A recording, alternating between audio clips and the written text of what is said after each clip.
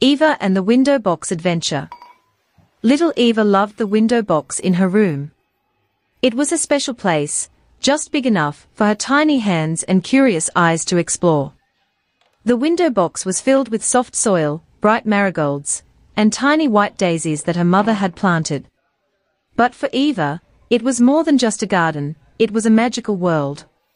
One sunny afternoon, as the golden rays of sunlight spilled into her room, Eva sat in the window box, her legs barely reaching the edge. She giggled as she poked at the soil, her fingers wiggling like worms. In her imagination, the flowers became a jungle, and the ladybug she spotted on a petal was a brave explorer. "Hello, Lady Red," she whispered, her voice filled with wonder. She gently reached out, and the ladybug climbed onto her tiny finger. "You're the queen of the garden. I'll be your helper." Suddenly, a breeze rustled the leaves, and a single dandelion seed floated into the box. Eva's eyes widened. "Oh! A magic wish," she exclaimed, clapping her hands. She caught the seed carefully and closed her eyes tight. "I wish for a big adventure." The wind seemed to pick up her words and swirled around her.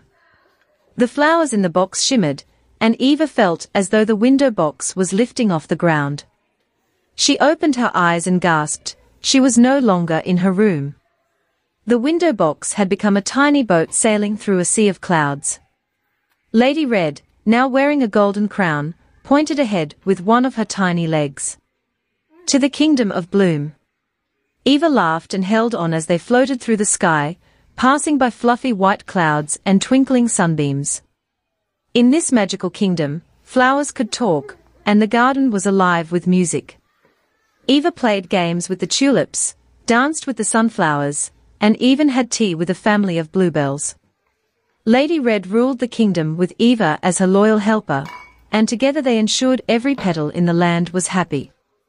As the sun began to set, the breeze gently carried Eva back to her room. The magic faded, and the window box returned to its usual self. Eva blinked, looking around. Was it all a dream? But when she glanced at the soil, there was a tiny golden crown resting beside the daisies.